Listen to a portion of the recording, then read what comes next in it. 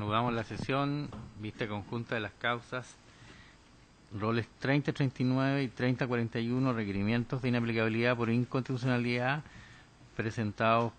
por la Corte de Apelaciones de Valparaíso y por don Luis Valenzuela Riveros respecto del inciso segundo del artículo primero de la ley 18.216 y del inciso primero del artículo 9, inciso segundo del artículo 17b de la ley 17.798 de control de armas. Tiene la palabra el relator José Francisco Leighton. Muchas gracias, señor presidente. Ha sido interpuesto en la causa rol 3039 requerimiento de inaplicabilidad por inconstitucionalidad por la Corte de Apelaciones de Valparaíso. Expone el Tribunal de Alzada en auto motivado del efecto que, en conocimiento de apelación de un procedimiento abreviado, en que resultó condenado por el Juzgado de Garantía de Viña del Mar don Diego Barrientos Holguín por delito de tenencia ilegal de municiones, así como de tráfico de estupefacientes, y producto de que se solicitó por la defensa del imputado la calificación de la colaboración sustancial prestada por éste en el marco del procedimiento abreviado, conforme al artículo 11, numeral 9 del Código Penal, la Corte de Apelaciones suspendió la dictación del fallo, así como el estado de acuerdo por una eventual infracción constitucional producto de la norma que imposibilita rebajas bajo el tramo mínimo del tipo penal en abstracto.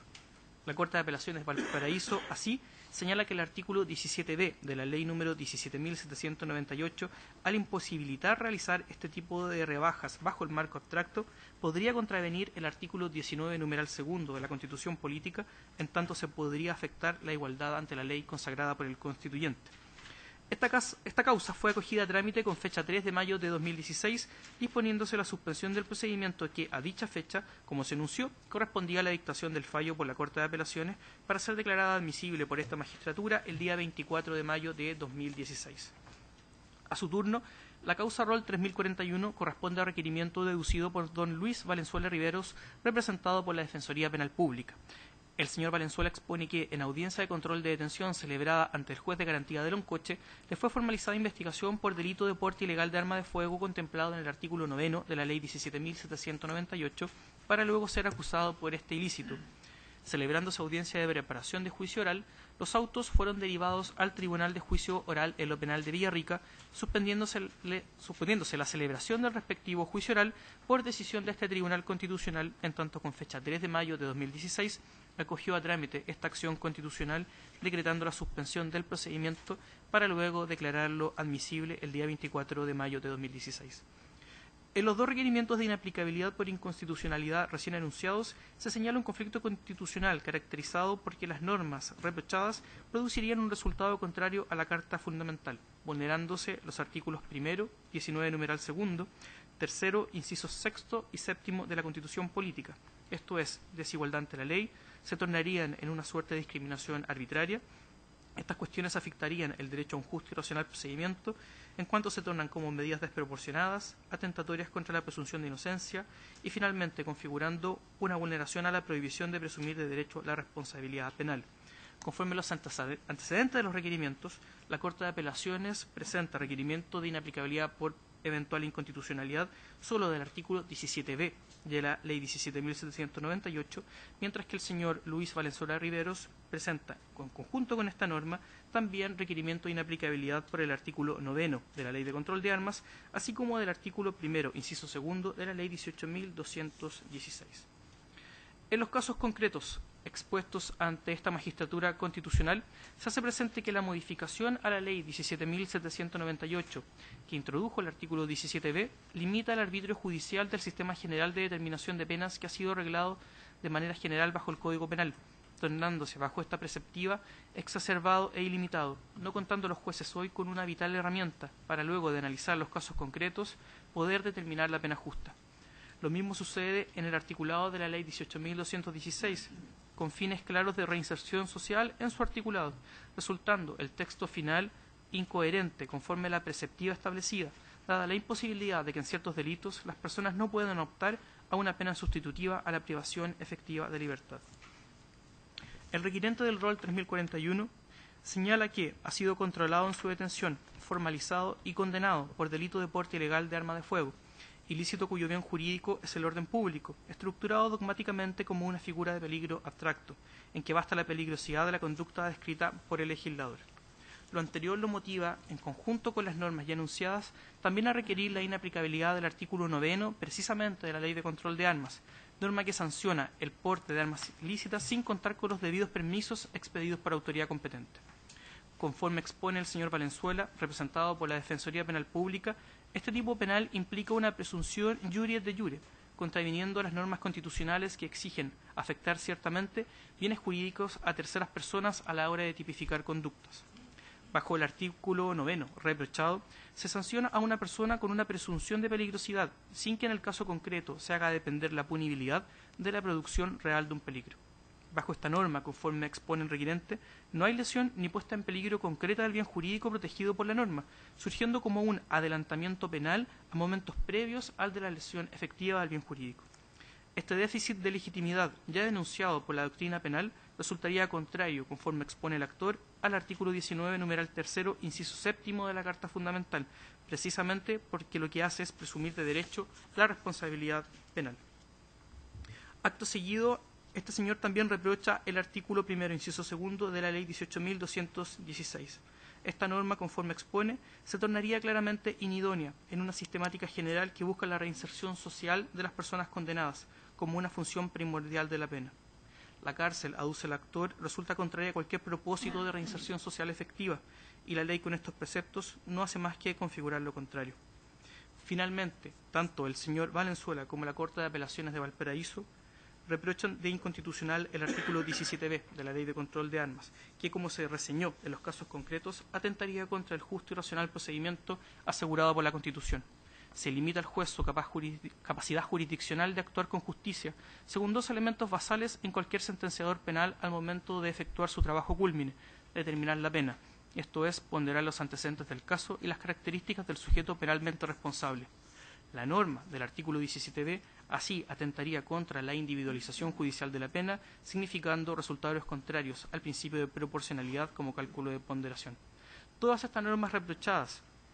tanto aquellas contempladas en la Ley de Control de Armas como la Ley 18.216 de penas sustitutivas a la pena privativa de libertad, se tornarían contrarias a la Constitución política, expone este actor, por contravenir principios y valores que, desde el constituyente, han permeado a toda la legislación penal y procesal penal, contrariando por ello los artículos 1, 19, numeral 2 y numeral 3 en sus incisos 6 y 7. Evacuados traslados de fondo a los órganos constitucionales interesados, así como a las partes de la gestión pendiente, el Ministerio Público, en la persona del señor Fiscal Nacional, solicita que estos requerimientos sean rechazados en todas sus partes por las razones que enuncia. En primer término, respecto de la alegación formulada por el tipo penal contemplado en el artículo 9 de la Ley de Control de Armas, el Ministerio Público solicita desechar las alegaciones sostenidas por el requirente en el rol 3041. Al parecer del persecutor penal público, la necesidad de resguardar ciertos bienes jurídicos con tipos de peligro, como la tenencia y porte de armas, no pugna con el texto de la Constitución política, ya que responde a una necesidad protectora de importantes bienes jurídicos de naturaleza colectiva, puestos en riesgo por actividades como las descritas en el tipo penal en comento. De esta forma, el tipo penal satisface el necesario test de constitucionalidad. En segundo término, respecto del artículo 17b de la Ley de Control de Armas, el Ministerio Público señala que la historia de la tramitación legislativa de la norma da cuenta de cómo se pretendió evitar importantes rebajas judiciales más allá del marco abstracto de los tipos penales, cuestión que se quiso evitar intentando el legislador entregar una respuesta punitiva más severa a cierto tipo de delitos como aquellos establecidos en la Ley 18.290 de Tránsito. No existiría de esta forma la alegada diferencia de trato ni desigualdad contraria a la Constitución política que comentan los requirientes en sus presentaciones. Finalmente, respecto a la norma del artículo 1, inciso 2 de la Ley 18.216, el señor Fiscal Nacional hace presente que se ha buscado excluir, reformando la Ley de Penas Sustitutivas a la pena privativa de libertad, que un importante número de delitos, no solo en aquellos contemplados en la Ley de Control de Armas, se vean excluidos de esta posibilidad, por lo que la eventual diferencia de trato alegada por los requirentes no guardaría asidero alguno, ni tampoco algún tipo de discriminación arbitraria, no siendo papel de esta instancia constitucional realizar alegaciones en torno a las finalidades de la pena privativa de libertad, en tanto se debe, en esta sede, cuestionar la legitimidad o ilegitimidad de un precepto solo desde la perspectiva del texto constitucional y no desde su eficacia resocializadora. Concluyo señalando, señor presidente, que se han anotado en forma para alegar en la vista conjunta de causas del día de hoy por la Defensoría Penal Pública, el abogado don Claudio Fior Morales, y por el Ministerio Público, don Hernán Ferrera Leiva. Bien, antes de darle la palabra a los abogados, Les queremos preguntar si tienen algo nuevo, distinto, complementario de lo que se alegó en la causa de recién. Suficiente, quiero tener por resolución los...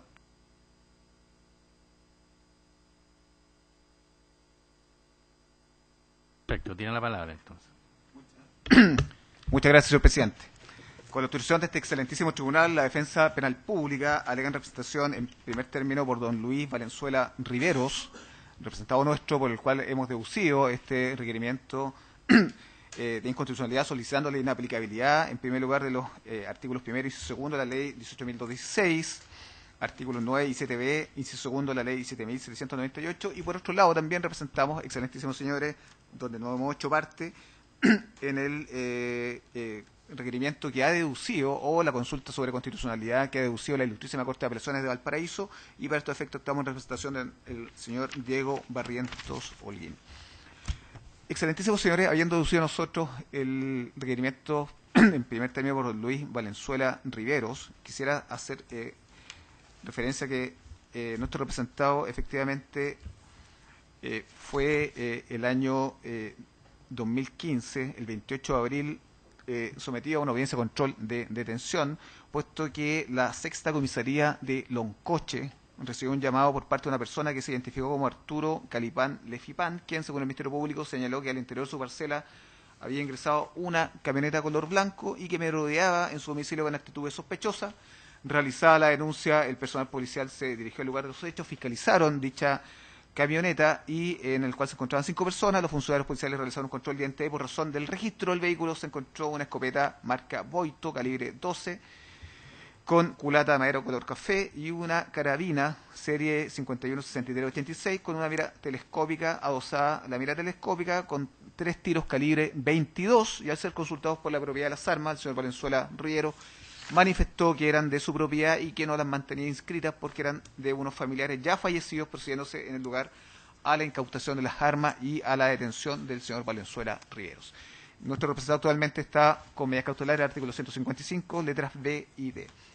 Excelentísimos señores, queremos hacer presente que dentro de esta misma presentación que está contenido un informe antropológico que da cuenta claramente, ¿cierto?, de la actividad desplegada por nuestro representado como una costumbre de, como lo plantea este informe, ¿cierto?, de la gente que vive en sectores rurales y que se dedica a la caza y pesca, ¿cierto?, de acuerdo a la geografía del lugar, y donde efectivamente, ¿cierto?, se señala que en este peritaje el imputado utiliza la arma exclusivamente para la caza de animales, y esto ha sido parte de la tradición por el hecho de que en el sector rural y en Loncoche específicamente es común que las personas salgan en vehículos o a pie a cazar, para lo cual usan armas de fuego, y por otra parte, y como sucede en muchos casos, el arma no está inscrita. Señala también este informe, excelentísimos señores, que es posible destacar que en el tiempo libre don Luis lo dedica a esta actividad, es lo que se constituye una importante información para considerar en esta causa, ya que la vida del imputado y su identidad transcurre en torno a la ruralidad y las relaciones sociales se constituyen en torno a la relación del hombre con el medio ambiente. Eso nos parece un antecedente bastante relevante de poder hacerlo presente a este excelentísimo tribunal en torno, ¿cierto?, a cada uno de los argumentos que nosotros hemos vertido dentro de nuestro requerimiento, y es por eso que se han impugnado estas 3 normas, excelentísimos señores. Muy brevemente y a modo de introducción queremos ser presentes, excelentísimos señores, y si me lo permite su señoría, excelentísima señor presidente, tomando algunos argumentos vertidos a la audiencia anterior, que efectivamente en esta discusión, ya lo decíamos, no estamos solos, estamos con algunas, y lo decía también el Ministerio Público, que las modificaciones legales van ocurriendo por necesidades sociales y el pulso legislativo, comillas, lo planteó en la audiencia anterior, y efectivamente el pulso legislativo hoy día ha planteado, ¿cierto?, reponer la pena de multa de acuerdo, ¿cierto?, a la discusión que nosotros ya estamos planteando dentro de nuestro requerimiento, y también, excelentísimos señores, el propio Ministerio Público, ya que tengo un documento que hace referencia al proyecto de ley que modifica el artículo 9, número 400, ley 17.798, boletín 10.658 del año 2015, donde donde el señor Raúl Guzmán Uribe, fiscal regional, y don Patricio Rosas Ortiz, fiscal adjunto, concurren a la Comisión de Constitución, Legislación y Justicia a efecto de poder discutir, ¿cierto?, estas modificaciones legales y donde en ningún caso se oponen, ¿cierto?, y discuten la posibilidad de reponer la multa y también, excelentísimos señores, abrirse a eventuales suspensiones condicionales del procedimiento que evidentemente, de acuerdo con lo que plantean las normas del Código Procesal Penal, son situaciones que o salidas alternativas a un proceso penal que evidentemente evitan cualquier tipo de sanción punitiva y evidentemente siempre dentro de un contexto de libertad. Eso un poco para poder adelantarnos a algún tipo de discusiones y que evidentemente insistir que en esta discusión no estamos solos y que también con el transcurso de la aplicación de esta norma evidentemente nos hemos encontrado con varios casos que en definitiva, ¿cierto?, hacen presumir que invariablemente esta circunstancia que ha sido del todo, ¿cierto?, contraria a los intereses constitucionales, va a ser modificada, como ya lo planteamos, ¿cierto?, también en la audiencia anterior. En el boletín de 1658 del año 2007 existe una serie de antecedentes también vertidos, ya decíamos, por la Dirección General de Movilización Nacional, dando cuenta, ¿cierto?, que en sectores geográficos, como en el caso de donde vive nuestro representado sobre Valenzuela Riero, efectivamente existen prácticas y costumbres asociadas a la pesca y caza y que evidentemente, excelentísimos señores, están dentro de este contexto que no previó probablemente el legislador al momento de poder modificar y poder endurecer, ¿cierto?, este sistema de determinación de penas que contiene la ley 17.798. Excelentísimos señores, en ambos casos, tanto el que nosotros hemos presentado como el que ha deducido la Ilustrísima Corte de Apelaciones de Valparaíso, hemos discutido, ¿cierto?, dos normas, pero fundamentalmente hoy día me quiero centrar, ¿cierto?, en la aplicación del inciso primero del artículo 9 de la ley 17.798, donde efectivamente infringiría el inciso séptimo del artículo 19, número 3 de la Constitución Política de la República. ¿Por qué lo planteamos? Porque, como se explicará, excelentísimo señor, estamos en presencia de un delito de peligro abstracto, como el porte ilegal de arma de fuego permitida, implica, ya se decía en la relación, una presunción juris et de jure, dice que no admite prueba en contrario, y que ha sido creada de modo contrario, entendemos, a las normas constitucionales que ya hemos anunciado, que exigen prueba de afectación a bienes jurídicos de terceras personas. Por lo tanto, el bien jurídico que existe detrás, ¿cierto?, legitima los delitos de peligro abstracto, es decir, aquellos delitos de los que simplemente se castiga una situación provocada por el autor y que se presume sería peligrosa. También la audiencia anterior pudimos establecer dentro de la historia de la ley lo que planteó el subsidiario del delito, el señor Antonio Frey, donde se señalaba que necesariamente se presume, ¿cierto?, que cada persona que porte un elemento como este, un arma de fuego, ¿cierto?, estaría destinada a la comisión de un delito, y ya vemos, ¿cierto?, como en este caso específico, nuestro representado está desarrollando o desplegando una actividad propia, ¿cierto?, de sectores rurales destinados a la pesca y a la caza. Excelentísimos señores, como estamos planteando este delito de peligro abstracto, porque la penalidad depende claramente de la peligrosidad típica de la conducta prohibida, sin que en el caso concreto se haga depender la punibilidad de la producción real de un peligro efectivo, claramente, ¿cierto?, requiere que haya producido un peligro real para que un objeto protegido por el tipo respectivo, es decir, un concreto riesgo de lesión, que es de lo peligro abstracto, ¿cierto?, se castiga con una conducta típicamente peligrosa. El concepto de delito de peligro abstracto, excelentísimos señores, tan solo indica algo negativo, que el legislador no ha establecido como elemento del tipo ni la lesión ni la puesta en peligro concreta del bien jurídico protegido. De esta forma, entendemos, como sucede en toda figura de peligro abstracto, el delito de porte ilegal de arma de fuego supone un adelantamiento de la barrera penal a momentos previos a la lesión del bien jurídico. En otras palabras, en el caso concreto, ¿cierto?, se entiende que para la sociedad el porte de armas sin la autorización administrativa corresponde a una actividad que resulta ser peligrosa. Excelentísimos señores, para paliar esta situación de déficit de legitimidad, la doctrina considera que debiera decaer la punibilidad si el peligro para el objeto material protegido estaba absolutamente excluido o que fue para afirmar la punibilidad sea necesaria la existencia de una probabilidad de un peligro concreto. Esto lo plantea, ¿cierto?, el profesor Juan Bustos Ramírez, ¿cierto?, y en esta misma dirección y en este mismo contexto el profesor Roxín señala que, comillas, en cuanto al peligro pertenece al núcleo del tipo y es por ende fundante de la ilicitud, ninguna interpretación puede prescindir de verificar su presencia y una presunción de derecho, además de no encontrar una clara fundamentación en el derecho positivo. Es un rodeo para conducir a la incriminación de una sola desobediencia, que en este caso sería, ¿cierto?, una falta administrativa de una inscripción del arma de fuego. En sintonía con estas críticas que ha levantado la doctrina, excelentísimos señores, respecto a los delitos de peligro abstracto, este Tribunal Constitucional, en la sentencia recaía en los autos sobre requerimiento de inaplicabilidad 739 del 2007, donde el requiriente sostuvo que el delito de asociación ilícita contenido previsto en el artículo 192 del Código Penal, al castigarse exclusivamente, comillas, por el solo hecho de organizarse, infringiría el principio de lesividad y la provisión constitucional de presumir de derecho la responsabilidad penal, y declaró este Tribunal Constitucional, cierto, que si bien este precepto ha sido estructurado como un delito de peligro abstracto, su aplicación resultará constitucional en la medida que se interprete como un delito de peligro concreto, porque la doctrina penal mayoritaria, dice este tribunal, no admite los delitos de peligro abstracto y cuestiona su compatibilidad constitucional. Eso está establecido, cierto, en los considerandos 15, 17 y 18. Por lo tanto, excelentísimo señor, el Tribunal Constitucional indica que en el mismo fallo que la única forma de salvar la constitucionalidad de un delito de peligro abstracto que pugna con el principio de lesividad, principio constitucional, cierto, es interpretar este precepto guiándose por la presunción de legitimidad que emana de los actos del legislador, concordándola con principios y valores constitucionales, y parece razonable y coherente con la protección del orden público y el recto ejercicio del derecho de asociación que la Constitución Política de la República consagra,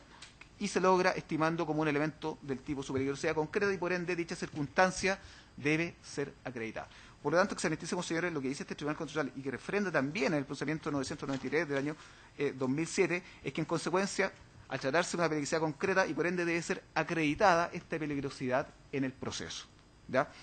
Por tanto, el principio del bien jurídico legitima, por cierto, los delitos de peligro abstracto, es decir, aquellos delitos en los que simplemente se castiga una situación provocada por el autor y que se pueda presumir como peligrosa. De esta forma, excelentísimos señores, este delito de peligro abstracto, como el porte ilegal de arma de fuego permitida, ya decíamos, implica esta presunción juris et de jure, que ha sido creada de un modo contrario a las normas constitucionales, y luego de esta presunción de peligrosidad se excluye que el peligro sea un elemento típico y por tanto que la acusación tenga que acreditar la peligrosidad concreta de la acción para el bien jurídico protegido, lo que resulta contrario a la norma del artículo 19, número 3, inciso 7. Por lo tanto, la única manera, ¿cierto?, que ha establecido este excelentísimo tribunal de poder sostener por qué el peligro debe ser probado es porque, en primer lugar, ¿cierto?, la puesta en peligro de los objetos de protección supraindividual, sobre todo los de naturaleza compleja, como en este caso el de seguridad ciudadana, resulta difícil de demostrar. Claramente el caso nuestro, como el anterior, efectivamente, excelentísimos señores, donde la caza de animales, ¿cierto?, que están dentro de sectores rurales, evidentemente está bastante acotada a un deporte, ¿cierto?, y una práctica rural, más que a poner en peligro, ¿cierto?, la seguridad ciudadana. En segundo lugar, este tipo de delitos, la ley lo convierte en bien jurídico de seguridad de otro bien, generalmente de carácter individual, el que interesa dar protección. Porque la legislación también sobre control de armas siempre ha tenido en cuenta para sancionar el porte ilegal con la pena privativa de libertad que se determine la existencia de un riesgo o peligro concreto para otros bienes jurídicos, los que de acuerdo a la historia de la ley están referidos a bienes jurídicos de carácter individual que son y que habitualmente se ven afectados por la delincuencia común. Claramente, excelentísimos señores, nuevamente otra apreciación, nos parece que el diseño de o la construcción de argumentos en base, ¿cierto?, a esta modificación de la ley 17.798 fue apuntada a la delincuencia común y no, ¿cierto?, a este tipo de actos aislados que nosotros estamos ventilando hoy día en estos estrados, y los bienes jurídicos que se debiese proteger con este delito de peligro abstracto podría ser la vida, la integridad personal o la propiedad. Por lo tanto, excelentísimos señores, si no hay certeza sobre si otros medios más leves, como las meras sanciones administrativas, prometen o no un éxito suficiente, el legislador no puede echar mano, entendemos nosotros, ¿cierto?, a la conminación de carácter penal con penas privativas, ¿cierto?, frente a esta infracción de carácter administrativo que no es la inscripción de armas, ¿cierto?, destinadas para la caza. Por otro lado, excelentísimos señores, insistimos, ¿cierto?, con estos principios de proporcionalidad y que nuevamente están instalados, ¿cierto?, en esta propuesta de reforma legislativa al artículo 9, y principio de proporcionalidad que evidentemente caracteriza la idea de justicia en un marco de un Estado de Derecho.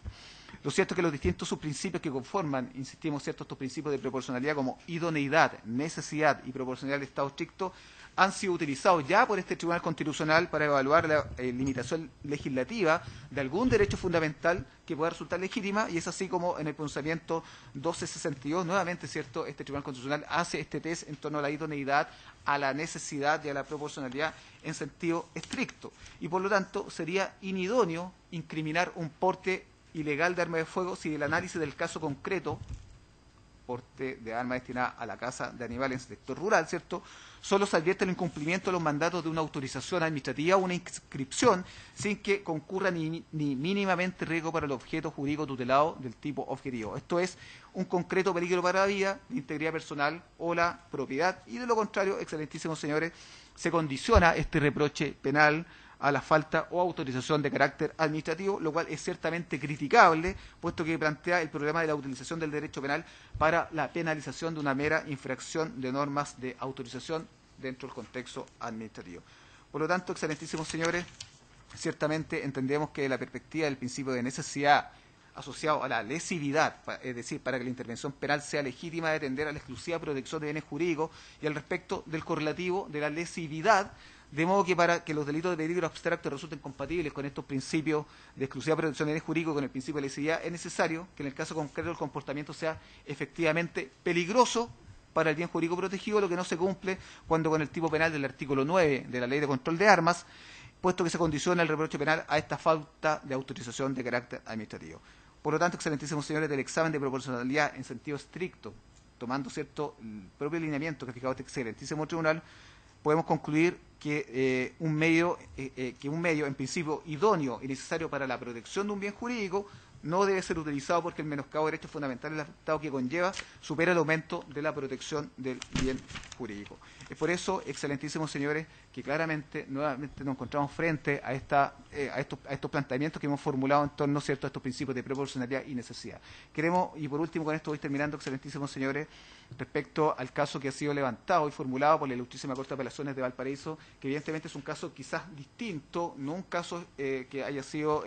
pensado o diseñado de acuerdo a nuestros estándares, ¿cierto?, de litigación propiamente tal, para poder impugnar estas normas por la defensa penal pública. Lo hace la Ilustrísima Corte de Apelaciones del Paraíso, pero sin perjuicio de ello, evidentemente, de acuerdo a los argumentos que plantea este ilustrísimo tribunal, ciertamente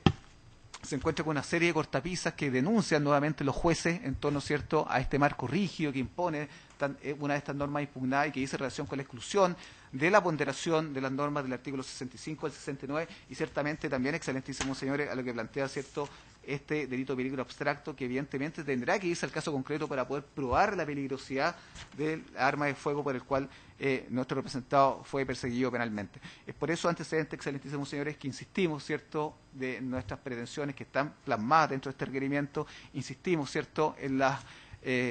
argumentos vertidos en este boletín 10.658, donde diversos parlamentarios, ¿cierto?, han asumido, ¿cierto?, que se equivocaron con la modificación de la ley 17.798 y 18.216. También queremos ser presentes, y también con esto voy terminando, la visión hoy día del Ministerio Público en este boletín 10.658, que está abierto, ¿cierto?, a la revisión de incluso salidas alternativas que no tienen ningún tipo de significancia de carácter punitivo para las personas que se habían enfrentado a este tipo de situaciones que o el propio ente parlamentario ha estimado, ¿cierto?, como casos aislados, que han dejado de ser aislados por la gran cantidad de casos que hoy día está conociendo este excelentísimo tribunal. En virtud de todos los antecedentes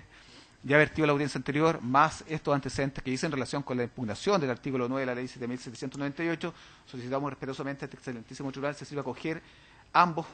primero el recurso, el primer requerimiento levantado en favor de don Luis Valenzuela Rivero, y también, ¿cierto?, hacemos nuestros los argumentos vertidos por la Ilustrísima Corte de Apelaciones de Valparaíso, y también, ¿cierto?, se puede impugnar la norma que está solicitando se impugne, ¿cierto?, este Ilustrísimo Tribunal. Eso es todo, señor presidente. Muchas gracias.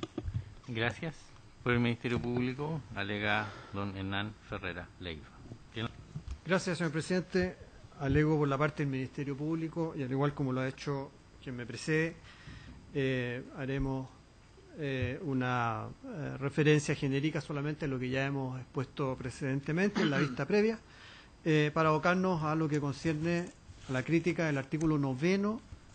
de la Ley de Control de Armas, el tipo penal de porte y tenencia de armas allí castigado. Vamos a pedir, de acuerdo a lo que expondremos a continuación, entonces, que sean desestimados los requerimientos correspondientes a los roles 30, 39 y 30, 41, que se ven conjuntamente en esta audiencia. El primero de estos casos, el que es parte del requerimiento presentado por la Corte de Apelaciones, corresponde a un delito de tenencia de municiones y tráfico, ¿no? Y la pena impuesta en este caso o el ilícito por el cual se impuso condena ya, es por el inciso segundo del artículo 9 y el microtráfico pertinente. Eso se encuentra hoy en día pendiente de resolución por la Corte de Apelaciones. El segundo es efectivamente un delito de tenencia que corresponde a una escopeta, ¿no es cierto?, calibre 12 de 2 cañones y un rifle calibre 22 que fueron encontrados en posesión o mientras los portaba el acusado, que es quien ejerce este requerimiento. Respecto de los cuestionamientos planteados en el rol 3041, que abarcan 3 disposiciones legales, es decir, primero la correspondiente al artículo 9 de la Ley de Control de Armas, luego el nuevo artículo 17b de la misma ley y la modificación del artículo 1, la Ley 18.216. Brevemente haremos referencia de los dos últimos, simplemente para acotar, de acuerdo a lo que ya hemos expuesto, que en nuestro concepto los parámetros empleados para cuestionar en la perspectiva del principio de igualdad la modificación legal introducida por el artículo 17b de la Ley de Control de Armas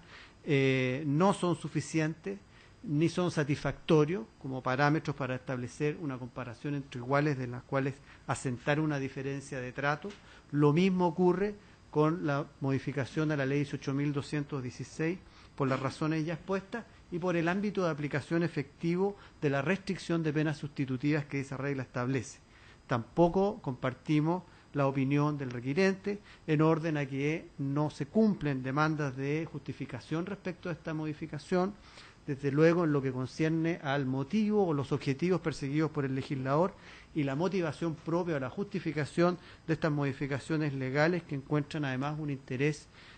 consagrado a nivel constitucional en el artículo 103 de la Carta Política.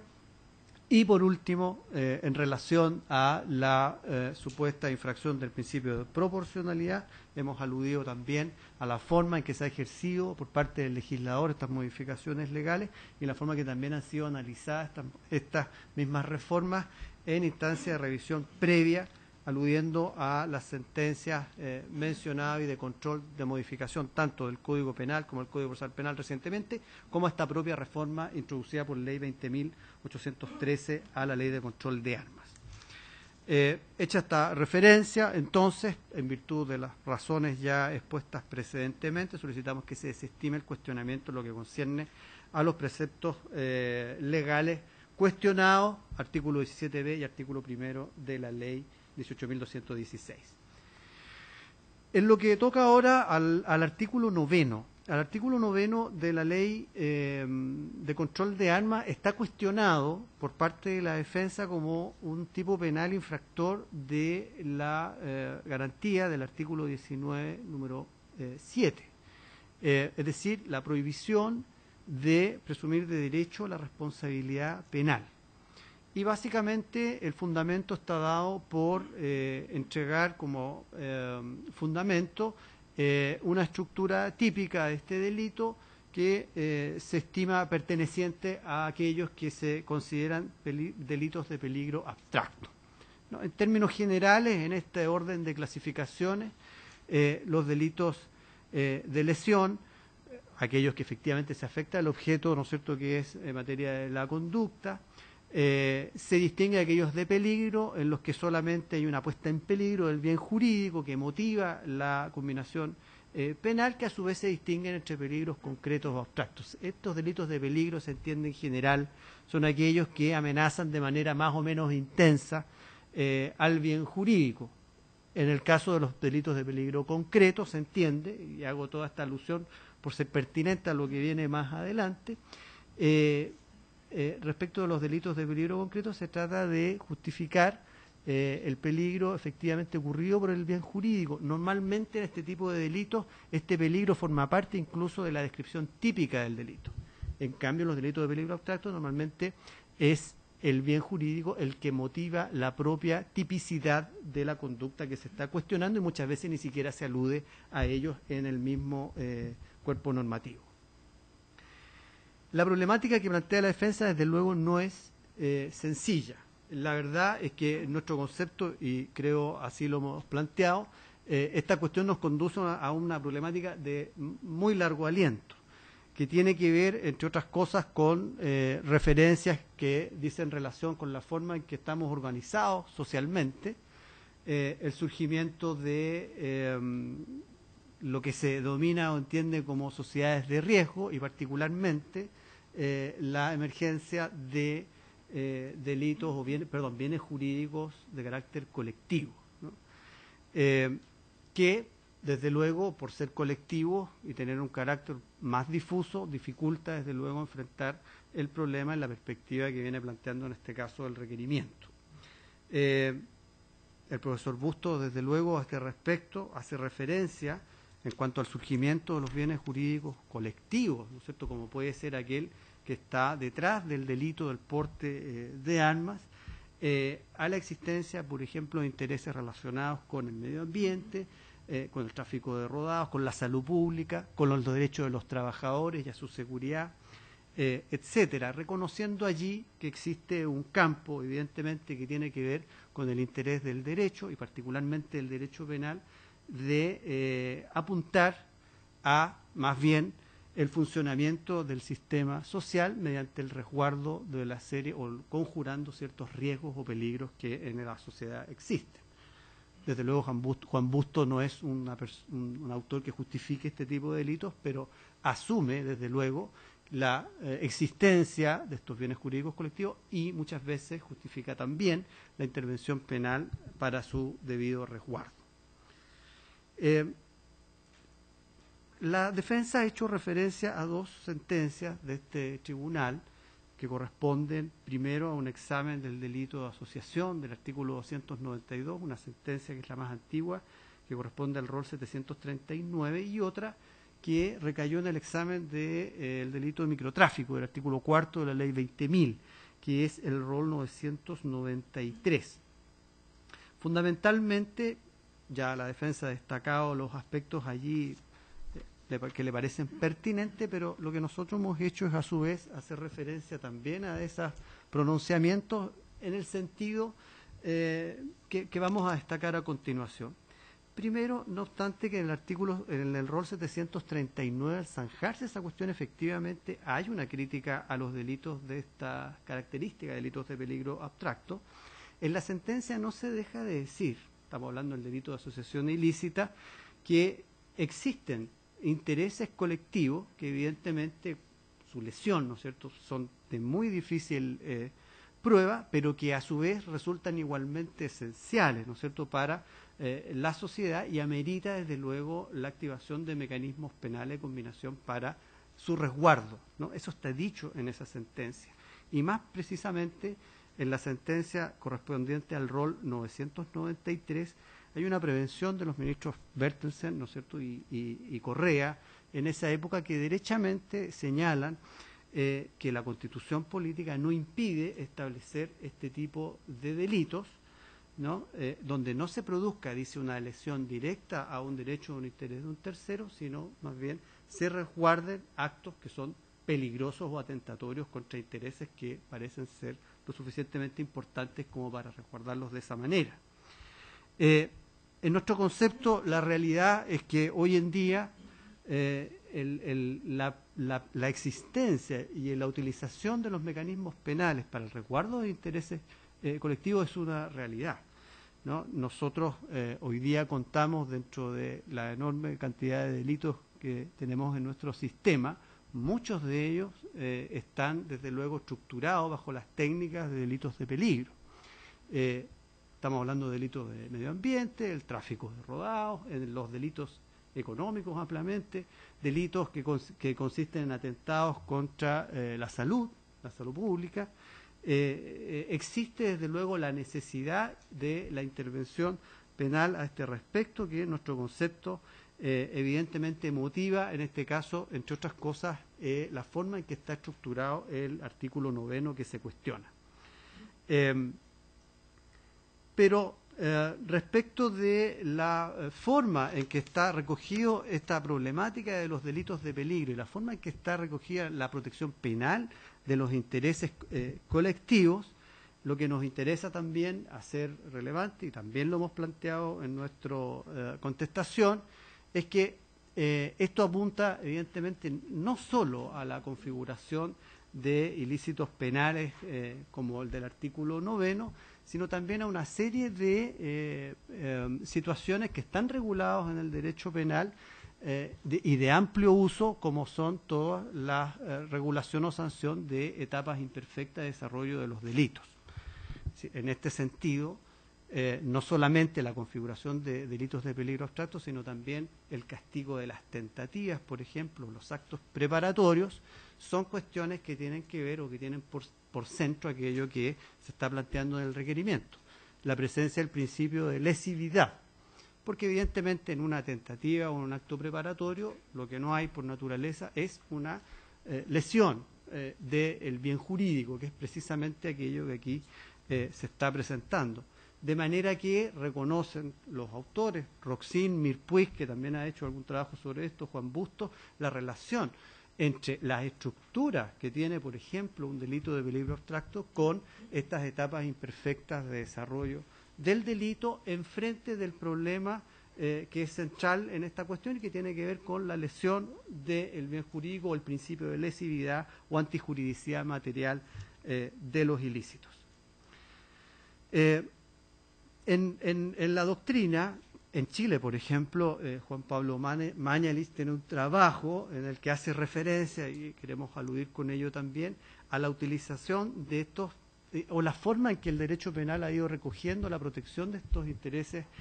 difusos o colectivos. Y hace referencia al profesor alemán Kinghauser, quien establece o configura una forma de enfrentar estos delitos de peligro abstracto, haciendo un replanteamiento del principio del bien jurídico. Y básicamente lo que dice el profesor es que el bien jurídico en este sentido debe entenderse no solamente en cuanto a tal bien jurídico, sino más adecuadamente en relación a la función que cumple respecto de las personas, debiendo entonces el derecho penal preocuparse de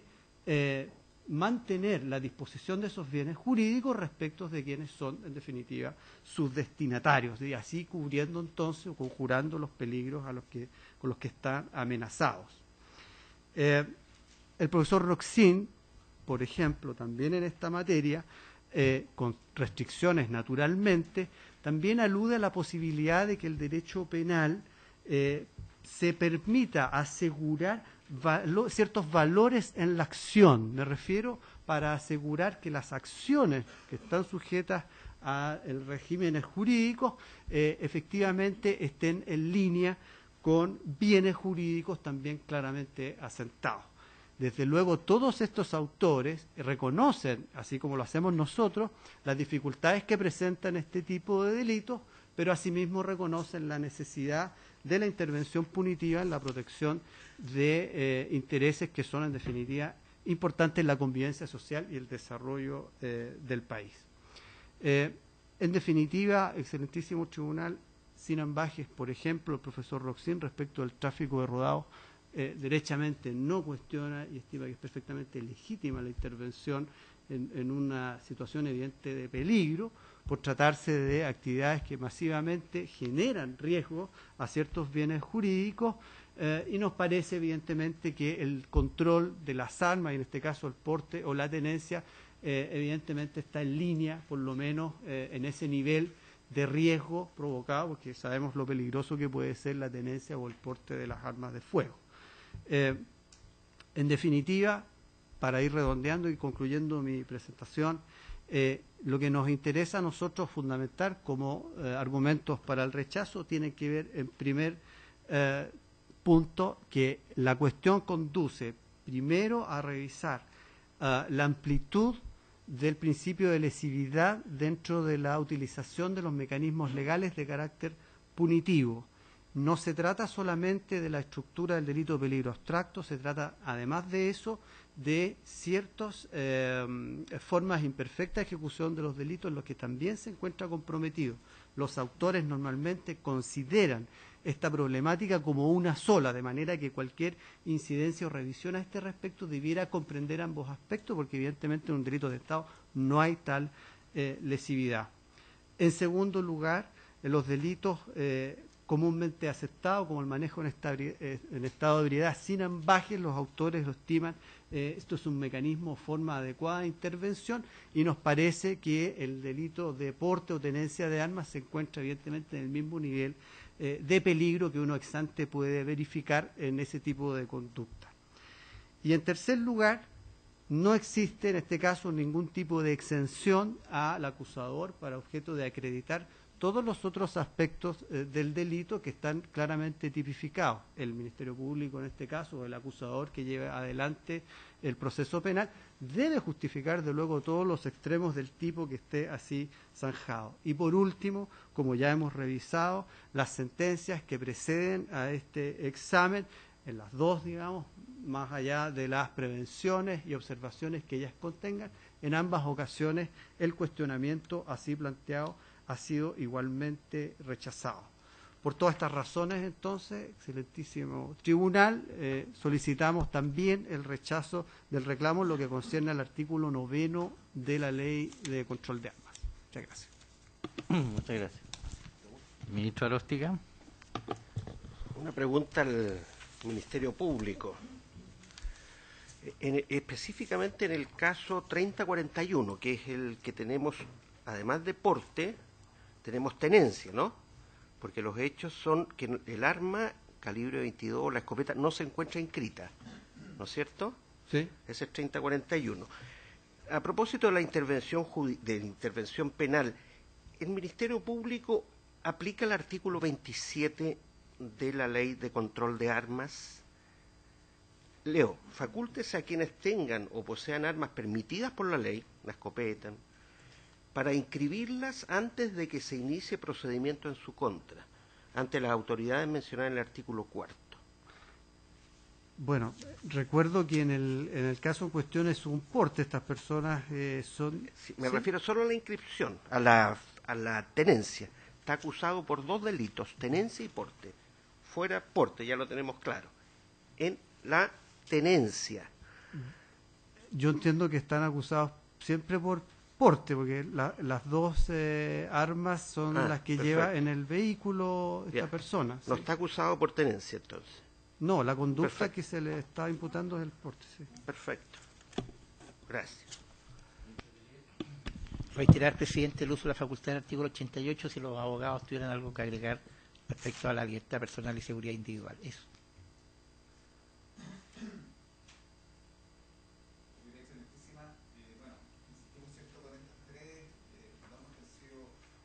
Sí. Con estas tres normas que han sido impugnadas por esta parte,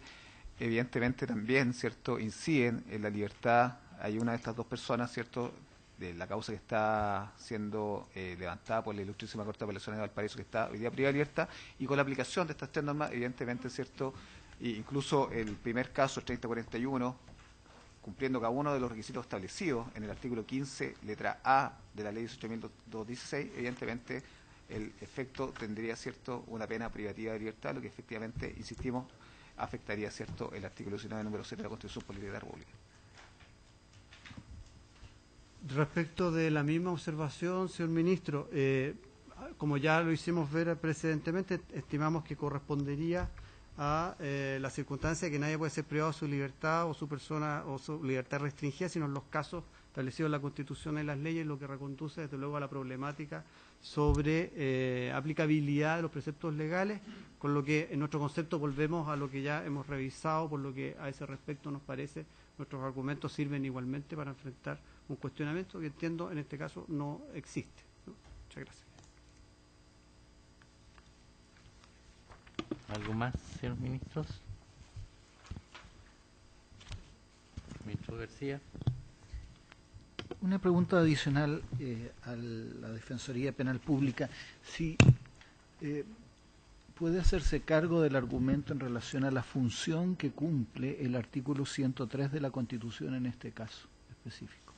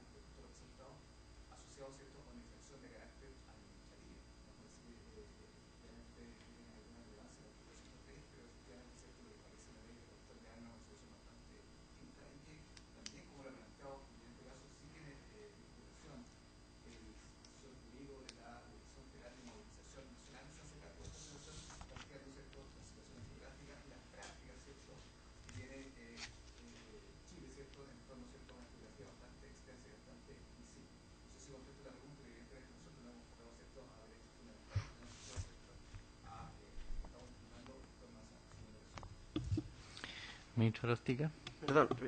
volviendo a mi pregunta, colega, por favor. En el 3041, en el rol 3041, es para tener un contexto claro de los hechos y las calificaciones que se están manejando acá. Efectivamente, el Ministerio Público dice que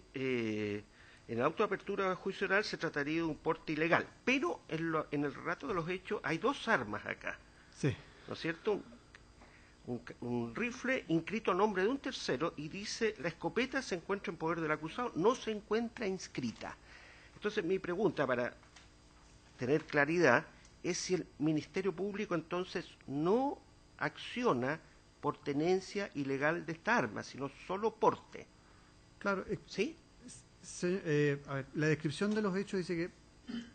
que esta persona fue sorprendida en tal lugar, ¿no? Portando en el interior del vehículo que conducía, porque son las dos armas que se llevan al interior de un vehículo, y hace referencia tanto a la escopeta ¿Sí? como al rifle, Sí. una de ellas, ¿no es cierto?, dice inscrita a nombre de un tercero. El rifle, Sí. ¿sí? Y la escopeta no Entonces, se encuentra la conducta inscrita. que estamos en este Solo caso porte, es portando. no tenencia. Portando, sí. Ya, perfecto. Le pregunto porque el artículo 103 de la Constitución no se refiere al porte. Sí, efectivamente. Muchas gracias. ¿Algo más? Muy bien. Concluida entonces la vista de la causa.